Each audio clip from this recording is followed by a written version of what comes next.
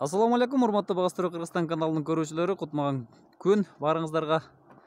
Баткендеги Төрткүл суу сактагычына келдик. Бул Кыргызстан боюнча эң чоң геомембранадан жасалган көлдөрдүн бири. Мына ушул көлдүн астына геомембрана төшөлүп, анын үстүнө топурак жаткырылып жасалган көл. 1970-жылдары курулган экен. Бул суу Баткен районуну суу менен камсыз кыла турган көл. Жасалма көл. Бул жагы Исфара району Тажикстанды суу менен камсыз кылат. Бул жагынан Кыргызстандын Баткен районун суу менен камсыз кылат. Бул карап тургандар Баткендеги Өрүк-Зар өрүк бактары карап турган. Мына достор, азыр Төрткүлдүн үстүндө муз каптаган экен.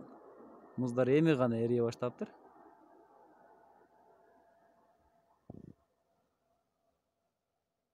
Биз буюрса Лейлекке жөнөдүк. Эрте сиздер менен көрүшкөнгө чейин үмүттөнөбүз, сиздер менен буюрса эртеңки күнү жолугушабыз деп.